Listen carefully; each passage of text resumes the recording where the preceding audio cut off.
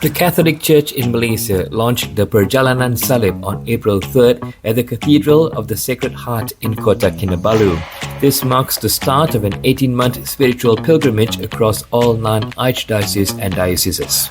The initiative, tied to the Malaysian Pastoral Convention 2026, aims to strengthen unity and prepare the Church for its first nationwide gathering.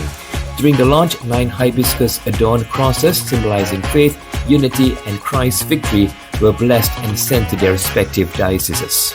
The bishops of Malaysia are hopeful that Perjalanan Salib will deepen the faith of all those involved and foster a strong, united church in the country. Read more on the front page of this week's Herald. The Daughters of St. Paul celebrated 60 years of missionary service in Peninsular Malaysia on March 19th, along with the 50th anniversary of the Pauline Cooperators. The Mass at their home in Petaling Jaya was presided over by Archbishop Julian Liao and joined by the Apostolic Nuncio, Archbishop Wojciech Zaluski, and 22 priests.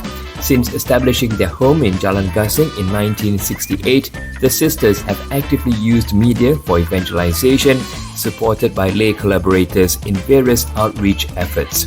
As part of their anniversary, they are raising funds for repairs through t-shirt sales and a fundraising dinner on July 12. Read more in this week's Herald on page 5.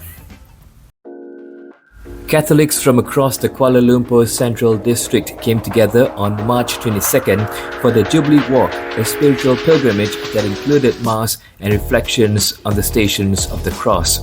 The journey began at the Church of Our Lady of Fatima and continued on foot to Holy Rosary, St. Anthony, and concluded at the Cathedral of St. John the Evangelist.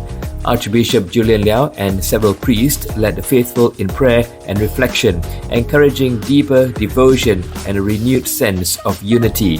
The event ended with a shared meal, strengthening fellowship and community spirit among the participants. Read more in this week's Herald on page 7. In other top stories in this week's Herald, Archbishop Julian Liao met with representatives from the Malaysian Consultative Council of Islamic Organizations, or MAPIM, to express his gratitude for their prayers for Pope Francis's recovery following his recent hospitalization on March 26th. Meanwhile, Catholics and Muslims came together for a warm Aidilfitri gathering in Johor, led by Bishop Bernard Paul. The Majority Centre delegation met with members of the Earth Al-Mustafa organization, celebrating unity and interfaith friendship. Staying in Johor, Caritas Kenosha Home, a boarding school for underprivileged girls, officially opened on March 25, 2025. Inspired by the late Father Michael Menigam, the project aimed to repurpose a former Kenosian sister's property to support vulnerable students. The Cathedral of St. Mary in Sandakan held its 5th Parish Pastoral Assembly on March 22nd, uniting clergy, religious and parishioners in reflection and prayer. On March 16th, the Archdiocesan Catholic Prison Ministry held a Lenten outreach to support families of prisoners and those on parole, reflecting Christ's call to care for the needy.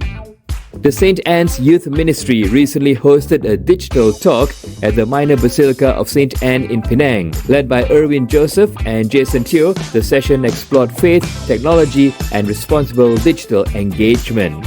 And the Archdiocesan Office for Human Development, AOHD, hosted the AOHD Summit 2025, a Lenten journey of hope from March 21st to 24th, aligned with the Jubilee Year theme, Pilgrims of Hope.